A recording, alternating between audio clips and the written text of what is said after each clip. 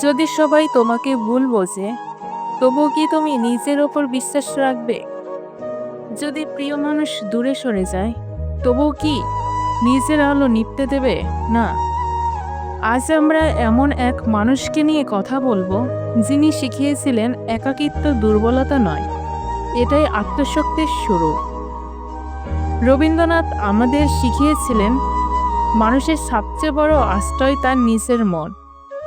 যখন সবাই দূরে সরে যায়, তখন যদি তুমি নিজের ভেতরে দাঁড়াতে পারো, তবে পৃথিবীর কোনো অবহেলা তোমাকে হারাতে পারবে না। তিনি বিশ্বাস করতেন বাহিরের স্বীকৃতিতে ভেতরের আত্মসম্মান বড়। আজ আমরা অনেকেই অন্যের গুরুত্বের ওপর নির্ভর করি। কেউ মেসেজ না করলে মন খারাপ, কেউ প্রশংসা না করলে হতাশা। কিন্তু সত্যিকারের শক্তি হলো নিজেকে নিজের স্বীকৃতি দেয়া। অনেকেই একা থাকতে ভয় পায়, কিন্তু রবীন্দ্রনাথ দেখিয়েছেন একাকিত্ব মানে শূন্যতা নয়, এটা সৃষ্টির সময়। যখন মানুষ একা থাকে, তখন সে নিজের সঙ্গে কথা বলে, নিজেকে চিনতে শিখে। যে মানুষ একা থাকতে পারে, সে সম্পর্কেও শক্ত হয়, কারণ সে জানে তার সুখ শুধু কারো ওপর নির্ভর করে না। অবহেলা মানুষকে ভেঙে দেয় না, যদি তার আত্মসম্মান অটুট থাকে।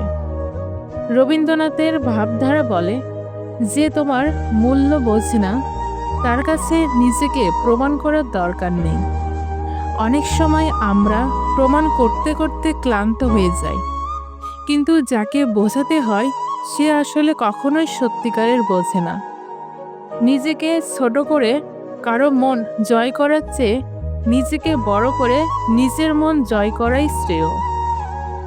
তিনি ভালোবাসাকে বেঁধে রাখার কথা বলেননি, বলেছেন মুক্তির কথা।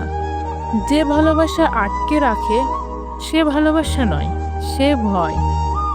কেউ যদি চলে যেতে চায়, তাকে যেতে দাও।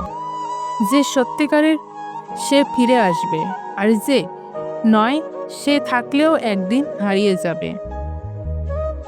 কষ্টকে ঘৃণা নয়, কষ্টকে রূপান্তর করতে শিখতে হবে।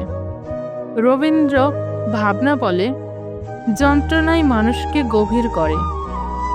আজ যে কষ্ট তোমাকে কাঁদাচ্ছে, কাল সেই কষ্টই তোমাকে পরিণত করবে। কষ্ট মানুষকে দুর্বল নয়, সংবেদনশীল ও শক্ত করে। যদি সবাই তোমার বিরুদ্ধে যায়, তবুও নিজের সত্য থেকে সরে যেও না। যদি অন্ধকার নেমে আসে, নিজের ভেতরে আলো জ্বালাও, কারণ সত্যিকারের জয় বাহিরে নয়, ভেতরে।